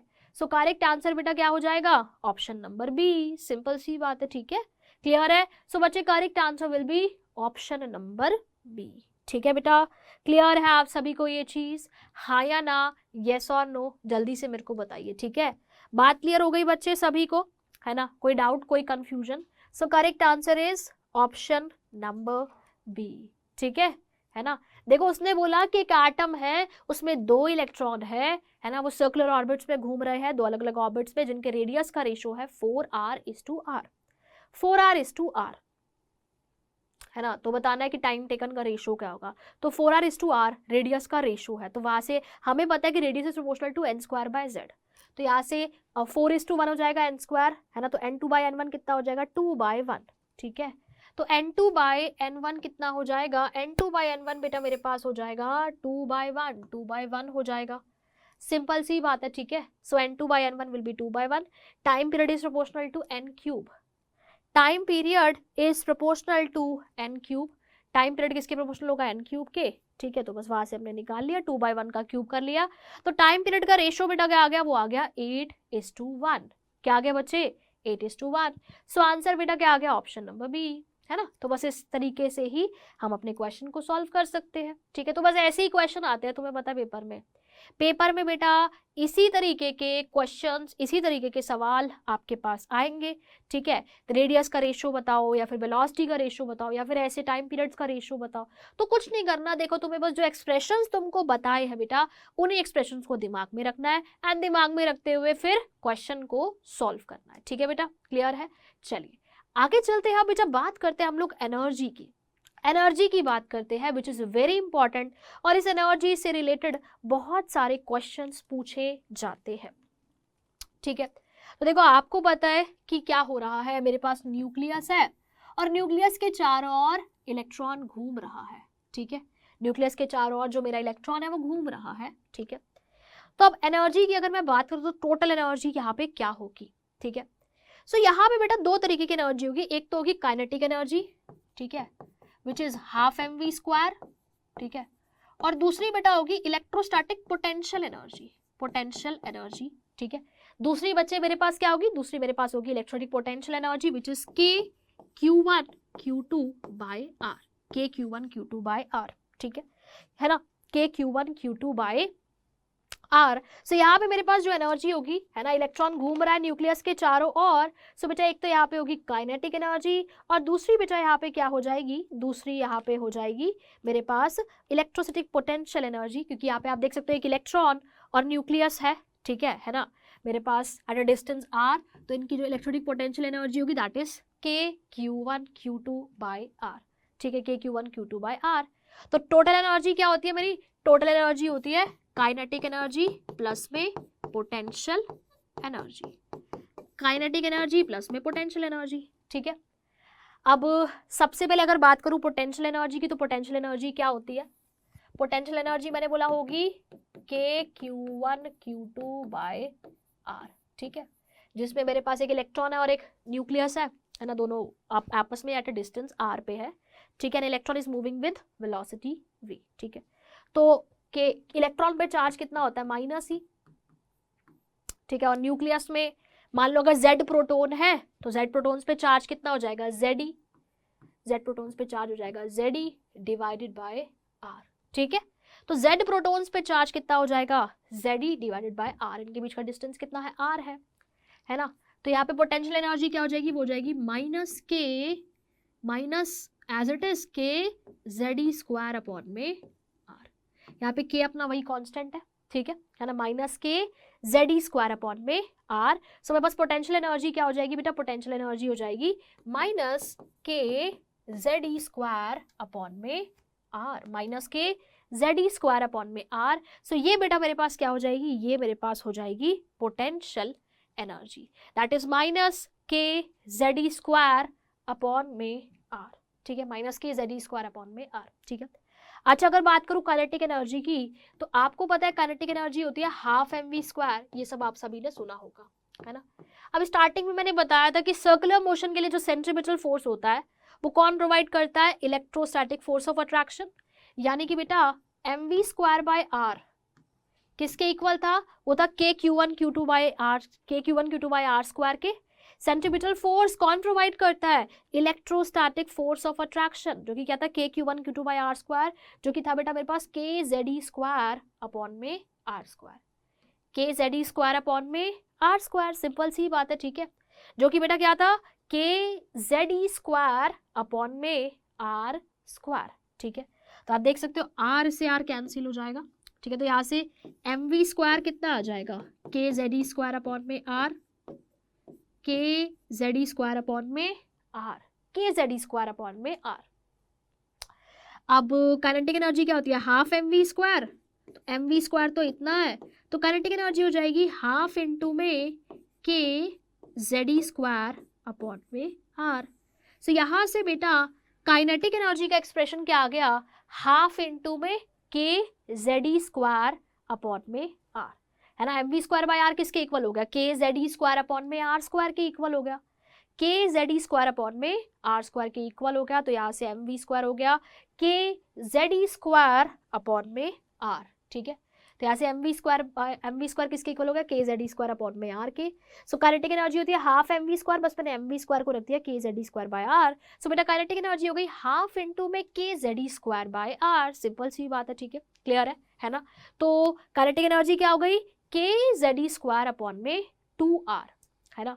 अब मेरे को पोटेंशियल एनर्जी भी पता है, मेरे को काइनेटिक एनर्जी भी पता है, तो मैं टोटल एनर्जी बता सकती हूँ, है ना। देखो ये जो सारी चीजें ये बताया मैंने, ये बताया काफी इंपॉर्टेंट है और इन पर से रिलेटेड वही छोटे छोटे क्वेश्चन पूछे जा सकते हैं, तो इसलिए आपको इनको ध्यान में रखना है। टोटल एनर्जी क्या होती है बेटा, टोटल एनर्जी होगी काइनेटिक एनर्जी प्लस में पोटेंशियल एनर्जी, है ना बेटा। टोटल एनर्जी मेरे पास क्या हो जाएगी, टोटल एनर्जी बेटा हो जाएगी काइनेटिक एनर्जी प्लस में potential energy, kinetic energy plus में पोटेंशियल एनर्जी। अब बेटा काइनेटिक एनर्जी कितनी है, kze स्क्वायर अपॉन में 2r, सो kze स्क्वायर अपॉन में 2r।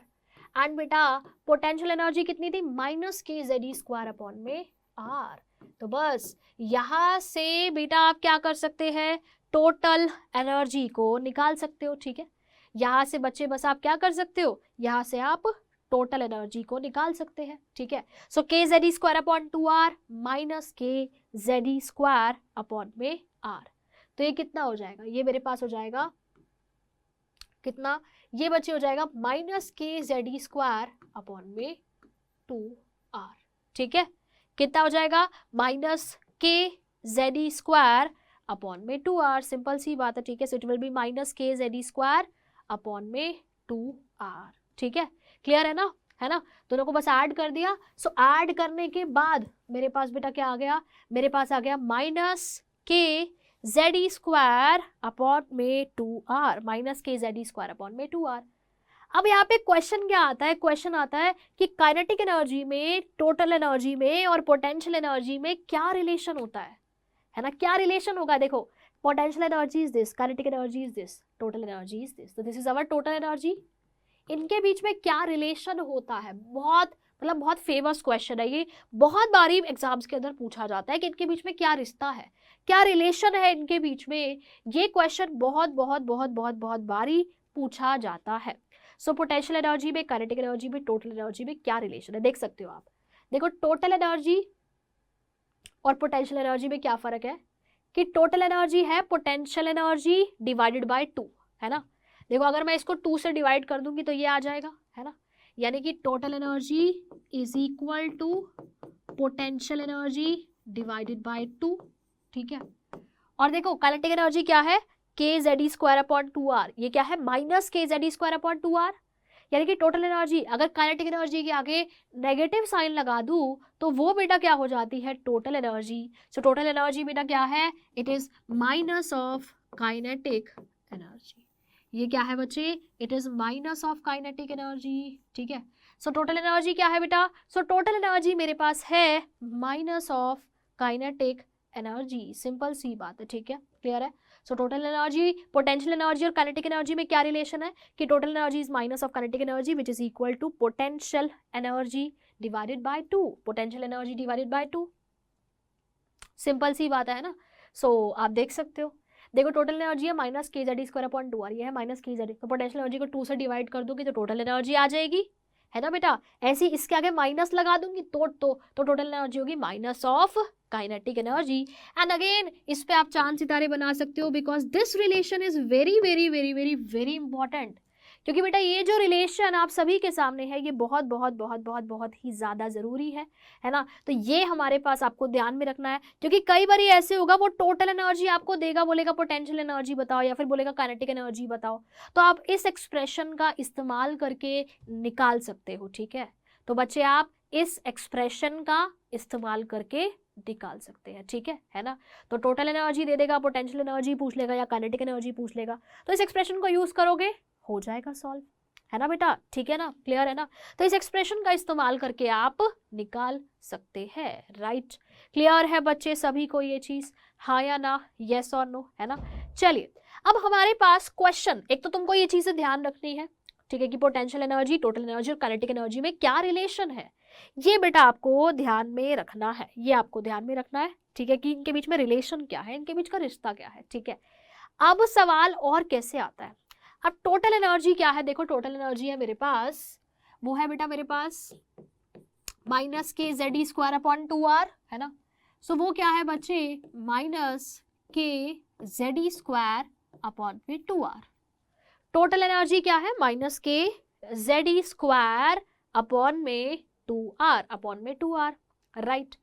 अब अगर मैं यहाँ पे r की वैल्यू को पुट कर दूँ तो ठीक है, तो देखो माइनस के ई स्क्वायर इधर लिख दिया मैंने, z को इधर लिख दिया, अपॉन में 2, r कितना होता है, r होता है 0.529 इंटू में n square by z angstrom, ठीक है, एंगस्ट्रॉम, ठीक है, 0.529 इंटू में n square by z angstrom, ठीक है। सो मैंने रेडियस को रख दिया यहाँ पे 0.529 इंटू में n square by z angstrom, n square by z angstrom, ठीक है। तो देखो यहाँ पे देखो आपको पता है, वैसे तो ये एंगस्ट्रॉम में है बट कोई बात नहीं, अभी मैं यूनिट्स की कोई बात नहीं करी, तो आपको पता है k constant, e constant, 0.529 constant ना, ये सब कांस्टेंट है, ठीक है। अच्छा अगर ये z ऊपर चला जाएगा तो ये हो जाएगा z स्क्वायर। सो आप देख सकते हो कि एनर्जी इज प्रोपोर्शनल टू, एक तो ये माइनस साइन है, ये z ऊपर चला जाएगा तो हो जाएगा z स्क्वायर और नीचे हो जाएगा n square. So energy is proportional to minus z square upon में n स्क्वायर। एनर्जी बेटा किसके प्रोपोर्शनल होती है, energy is proportional to minus z square upon में n स्क्वायर। तो फिर इन जब कॉन्स्टेंट्स की वैल्यू रखी गई, जैसे हमने k की वैल्यू रखी, हमने e की वैल्यू रखी, सब कॉन्स्टेंट्स की ना वैल्यू रखी, और वैल्यू रखने के बाद हमने अलग अलग यूनिट्स के अंदर एनर्जी निकाली, अलग अलग यूनिट्स के अंदर एनर्जी निकाली, जिसमें से एक मैं आपको बता देती हूँ। एनर्जी बेटा होती है किसी भी NH शेल के अंदर minus 13.6 z square upon n square electron volt, ठीक है। तो इन सबकी वैल्यू रखी कॉन्स्टेंट कॉन्स्टेंट्स की, ठीक है। तो इलेक्ट्रॉन वोल्ट के अंदर जो एनर्जी होती है दैट इज माइनस 13.6 इंटू में z स्क्वायर अपॉन में n square electron volt into में z स्क्वायर अपॉन में n स्क्वायर इलेक्ट्रॉन वोल्ट, यानी कि जो एनर्जी का एक्सप्रेशन आया वो मेरे पास कुछ इस तरीके का आया।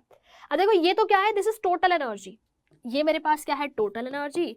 अब आपको पता है यहाँ से आप क्या कर सकते हो, यहाँ से आप काइनेटिक एनर्जी भी बता सकते हो, है ना, यहाँ से आप पोटेंशियल एनर्जी भी बता सकते हैं, है ना।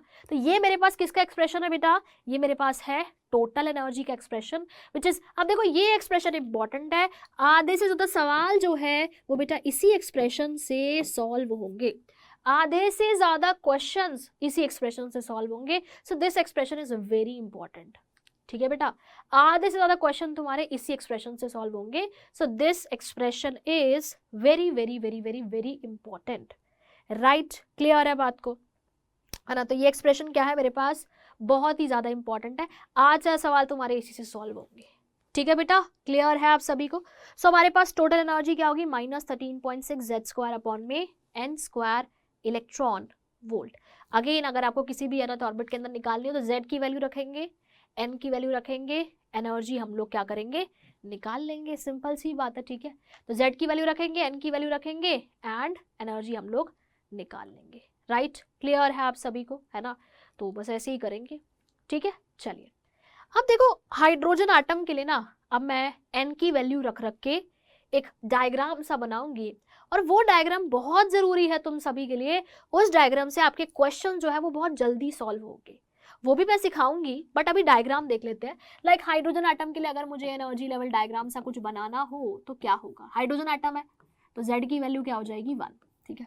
सो अगर बेटा मैं यहाँ पे लिखती हूँ n इज इक्वल टू 1, ठीक है, यहाँ पे बेटा मैं क्या लिखती हूँ, n इज इक्वल टू 2, यहाँ पे मैंने लिख दिया n is equal to 3 and then मैंने लिख दिया n इज इक्वल टू 4, है ना। अगर तुमने मतलब पहली बारी में तुमको बस समझना है कि इसमें क्या क्या चीज़ें क्या क्या बता रही है, अगर तुम्हें एक बार कई बार ये याद हो गया ना तो इससे आपके बहुत सारे क्वेश्चंस बेटा बहुत जल्दी और बहुत ही इजीली सॉल्व हो जाएंगे, ठीक है, बहुत ही इजीली सॉल्व हो जाएंगे, राइट। तो इसलिए बिल्कुल ध्यान से सुनते चलो, ठीक है। से n is equal to 1, n is equal to 2, 3, 4, ऐसी अगर मेरे पास आ जाएगा n इज इक्वल टू 5, अभी समझ में आ जाएगा कि मैंने ये ऐसा क्यों बनाया है।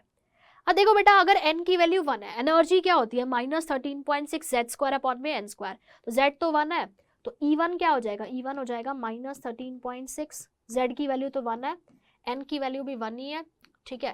तो ये हो जाएगी -13.6 इलेक्ट्रॉन वोल्ट, यानी कि बेटा n इज इक्वल टू 1 की एनर्जी क्या हो गई, सो वो हो गई -13.6 इलेक्ट्रॉन वोल्ट, क्या हो गई बेटा -13.6 electron volt, -13.6 electron volt, right, ठीक है। अगर मैं n इज इक्वल टू 2 लूं सो E2 क्या हो जाएगा -13.6 इंटू में Z की वैल्यू तो 1 ही है अपॉन में 2 का स्क्वायर यानी कि हो जाएगा 4, ठीक है।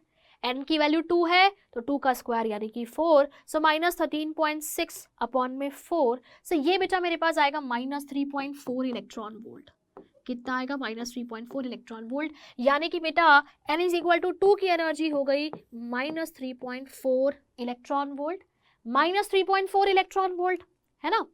ऐसे बच्चे अगर मैं n इज इक्वल टू 3 लेती हूँ, n इज इक्वल टू 3 लेती हूँ, सो E3 क्या हो जाएगा -13.6, Z की वैल्यू 1 है अपॉन n², तो Z² अपॉन n², तो 3 का स्क्वायर हो जाएगा 9, 3 का स्क्वायर क्या हो जाएगा बेटा 9 हो जाएगा, ठीक है, 3 का स्क्वायर हो जाएगा आपके पास 9, एंड जब आप 9 रखोगे तो ये आ जाएगा -1.51 इलेक्ट्रॉन वोल्ट, ठीक है। कितना आ जाएगा आपके पास, इतना आ जाएगा, मैं सारी वैल्यू रख रही हूँ बेटा, मैं उसके अलावा कुछ भी नहीं कर रही, ठीक है बच्चे। तो ये आ जाएगा -1.51 इलेक्ट्रॉन वोल्ट, ठीक है। सिमिलरली बेटा अगर आप n की वैल्यू 4 रखते हैं सो E4 हो जाएगा -13.6 Z² अपॉन n², Z की वैल्यू 1, n है 4, तो 4 का स्क्वायर कितना हो जाएगा 16 हो जाएगा, ठीक है ना। 4 का स्क्वायर कितना हो जाएगा बेटा 16 ही तो हो जाएगा, ठीक है। तो अगर आप n की वैल्यू 4 रखते हैं तो ये बेटा आ जाएगी -0.85 इलेक्ट्रॉन वोल्ट, तो ऐसे ही आप निकाल सकते हो, है ना, पूरा आप डायग्राम वगैरह बना सकते हैं, ठीक है। And it is very important, ठीक है ना, क्योंकि अगर इस पिक्चर से ही आपके कई सारे क्वेश्चंस बहुत कम टाइम में और बहुत ही इजीली सॉल्व हो जाएंगे, ठीक है, बहुत कम टाइम में और बहुत ही इजीली सॉल्व हो जाएंगे। So n is equal to 1 की एनर्जी हो गई -13.6 electron volt, n is equal to 2 की एनर्जी हुई -3.4 electron volt, n is equal to 3 की एनर्जी हुई -1.51 electron volt, and n is equal to 4 की हुई -0.85 इलेक्ट्रॉन वोल्ट, ऐसे ही सो ऑन आप निकाल सकते हो, ठीक है। क्लियर है? अच्छा चलो, अगर मैं तुमको बोलती हूँ कि बेटा n इज इक्वल टू 2 और n इज इक्वल टू 1 के बीच का एनर्जी गैप कितना होगा, तो आप क्या कहना चाहोगे, क्या बोलोगे? n इज इक्वल टू 2, इन दोनों के लेवल्स के बीच का एनर्जी गैप कितना होगा बेटा, मैं आपसे ये पूछ रही हूँ, आप क्या कहना चाहेंगे? n is equal to 2 and n is equal to 1 के बीच का एनर्जी गैप कितना होगा? कितना होगा यार? देखो ना, इसकी एनर्जी है -13.6, इसकी है -3.4, तो इनके बीच का एनर्जी गैप बेटा हो जाएगा 10.2 इलेक्ट्रॉन वोल्ट। कितना हो जाएगा बच्चे? 10.2 इलेक्ट्रॉन वोल्ट। ठीक है, -13.6 -3.4, तो इनके बीच का एनर्जी गैप कितना हो जाएगा? 10.2 इलेक्ट्रॉन वोल्ट, है ना? एनर्जी गैप कितना होगा भाई? इन दोनों को माइनस कर देंगे ना तो आ जाएगा, इन दोनों को माइनस करोगे तो आ जाएगा 10.2 इलेक्ट्रॉन वोल्ट, है ना? ऐसे ही होगा ना? अच्छा चलो ठीक है, ओके जी। अच्छा बताओ, इन दोनों के बीच का एनर्जी गैप कितना होगा? इन दोनों के बीच का, अब उसकी है -1.51, है ना? इसकी है -1.51 इलेक्ट्रॉन वोल्ट और इसकी है -3.4, तो एनर्जी गैप कितना होगा बेटा? जल्दी जल्दी बताइए, कितना होगा? कितना होगा एनर्जी गैप? क्या आप मुझे बता सकते हो? क्या आप मुझे बता सकते हो कितना होगा? हाँ बिल्कुल सही बात है, अप्रोक्सीमेटली इक्वल टू, है ना, 3.4 में से अगर मैं 1.5 माइनस कर रही हूँ तो ये कितना हो जाएगा? हो जाएगा 1.9 electron volt, approximately equal to 1.9 electron volt, तो एनर्जी गैप इतना हो गया। ठीक है ना? अगर मैं इन दोनों के बीच का एनर्जी गैप देखूँ तो 3 और 4 के बीच का, है ना, तो आप देख सकते हो 1.51 माइनस 0.85 कर दोगे अगर आप, ठीक है, तो ये कितना आएगा मेरे पास? ये आ जाएगा 0.65, अप्रोक्सीमेटली इक्वल टू 0.65, तो आ जाएगा 0.65 इलेक्ट्रॉन वोल्ट। कितना आ जाएगा बेटा? 0.65 इलेक्ट्रॉन वोल्ट, है ना? 0.65 इलेक्ट्रॉन वोल्ट मेरे पास आ जाएगा। ठीक है बच्चे, क्लियर है ना? तो इन दोनों के बीच का एनर्जी गैप कितना हो गया? ये हो गया मेरे पास 10.2 इलेक्ट्रॉन वोल्ट। ये कितना हो गया बेटा? ये मेरे पास हो गया 1.9 इलेक्ट्रॉन वोल्ट, 1.9 इलेक्ट्रॉन वोल्ट। ठीक है, तो ये बच्चे मेरे पास कितना हो गया? 1.9 इलेक्ट्रॉन वोल्ट, है ना? एंड ये हो गया मेरे पास 0.65 इलेक्ट्रॉन वोल्ट। ठीक है, तो हमने बेटा क्या किया? एनर्जी गैप इनके बीच का देखा, राइट? अब इसी जो ग्राफ बनाया है, मैंने बोला कि इस ग्राफ से रिलेटेड ही आपके कई सारे क्वेश्चंस बहुत इजीली सॉल्व हो जाएंगे, है ना? कैसे सॉल्व होंगे? उससे पहले बेटा कुछ इंपॉर्टेंट बातें हम लोग डिस्कस करते हैं। जैसे कि सबसे पहली बात, अब बताइए, अगर n की वैल्यू बढ़ती है तो बेटा बताओ एनर्जी इंक्रीज हो रही है कि डिक्रीज हो रही है? बताइए, ग्राफ को देख के बताइए। अगर n की वैल्यू बढ़ेगी तो बेटा एनर्जी इंक्रीज होगी कि डिक्रीज होगी? तुम्हारे सामने पूरा का पूरा ग्राफ है, तो जल्दी से बताओ क्या होगी, क्या होगी? जल्दी से बताइए। ठीक है, ऐसी पता है, जब n is equal to infinite होता है तो एनर्जी हो जाती है 0। क्या हो जाती है? 0, क्योंकि इनफाइनाइट एनर्जी लेवल जब होगा तो इलेक्ट्रॉन और न्यूक्लियस के बीच में किसी तरीके की कोई इंटरैक्शन नहीं होगी, इसीलिए बेटा इनफाइनाइट लेवल पे एनर्जी क्या होगी? 0 होगी। इसीलिए बच्चे इनफाइनाइट लेवल पे एनर्जी हो जाएगी 0, एनर्जी बेटा क्या हो जाएगी? 0 हो जाएगी, सिंपल सी बात है। ठीक है, क्लियर है? तो इसीलिए इनफाइनाइट लेवल पे बेटा एनर्जी मेरे पास क्या हो जाएगी? 0। चलो बताओ, अब n बढ़ने से एनर्जी बढ़ रही है? बिल्कुल बढ़ रही है, -13.6 -3.4 -1.51 -0.85। सो जब n की वैल्यू बढ़ती है बेटा तो एनर्जी क्या हो जाती है? इंक्रीज हो जाती है। पहला पॉइंट ये, या फिर वैसे भी देख सकते हो कि energy is proportional to -1/n²। n बढ़ेगा तो ये वैल्यू घटेगी, तो माइनस वाली वैल्यू जो है वो घटेगी, तो एनर्जी बढ़ जाएगी, सिंपल सी बात है। ठीक है, तो जब n की वैल्यू बढ़ती है बेटा तो हमारे पास एनर्जी बढ़ जाती है, एनर्जी बढ़ जाती है, सिंपल सी बात है। ठीक है, और दूसरी बात देख सकते हो आप, देखो मैंने ये ऐसा क्यों बनाया? देखो, फर्स्ट और सेकंड के बीच में एनर्जी गैप बहुत ज्यादा था, इसलिए मैंने बहुत ज्यादा दिखाया। फिर एनर्जी गैप काफी कम हो गया, इसलिए मैंने कम दिखाया। फिर और कम हो गया, इसलिए मैंने गैप और कम दिखाया। फिर मैंने गैप और कम दिखाया, है ना? तो इसीलिए मैंने ऐसे बनाया, तो क्योंकि एनर्जी गैप बहुत ज्यादा है ना, 10.2 बेटा, ये कम है 1.9, ये और भी कम है 0.65, ये और भी कम है ना? तो आप देख सकते हो कि जैसे जैसे n की वैल्यू बढ़ रही है, सक्सेसिव लेवल्स के बीच का जो एनर्जी गैप है वो भी घट रहा है। ठीक है, वो भी घट रहा है। तो बेटा as value of n increases, the energy gap between successive levels decreases, energy gap between successive levels decreases. तो सक्सेसिव लेवल्स के बीच का जो एनर्जी गैप होता है वो बेटा क्या हो जाता है, वो डिक्रीज हो जाता है। क्या हो जाता है, डिक्रीज हो जाता है। तुम्हारे सामने है यार, देखो ना, ये 10.2 था, 1.9, 0.65, फिर और कम हो जाएगा, है ना। तो जैसे जैसे एन की वैल्यू बढ़ती है, एनर्जी गैप जो होता है ना सक्सेसिव लेवल्स के बीच का, वो क्या हो जाता है बेटा, डिक्रीज हो जाता है। क्या हो जाता है, डिक्रीज हो जाता है। सिंपल सी बात है, ठीक है। सो एन की वैल्यू बढ़ेगी तो energy gap between the successive levels, successive levels मतलब इन दोनों के बीच का एनर्जी गैप ज्यादा, इनका कम, फिर और कम, फिर और कम, ऐसे घटता जाएगा, ठीक है। तो energy gap between the successive levels decreases. तो ये छोटी छोटी बातें हैं बेटा, है ना। नेक्स्ट पॉइंट मेरे पास आता है बेटा कि आपको कई बार सुनने को मिलेगा एक्साइटेड स्टेट। तो बेटा जो nth शेल होता है ना, nth शेल, जो nth शेल होता है वो ना n-1 एक्साइटेड स्टेट के इक्वल होता है, ठीक है। तो बेटा जो nth शेल होता है वो n-1 एक्साइटेड स्टेट के इक्वल होता है, n-1 एक्साइटेड स्टेट के इक्वल होता है। मतलब क्या है, मतलब जैसे मान लो n की वैल्यू 2 है, तो सेकेंड शेल, तो सेकेंड शेल n-1 यानी कि 2 - 1 यानी कि 1, तो फर्स्ट एक्साइटेड स्टेट कहलाएगा। तो सेकेंड शेल कहलाता है first excited state, first excited state, right. ऐसे क्वेश्चन में आएगा कि भाई फोर्थ एक्साइटेड स्टेट में बताओ, है ना, रेडियस वगैरह। तो फोर्थ एक्साइटेड स्टेट का मतलब क्या, फिफ्थ शेल, है ना।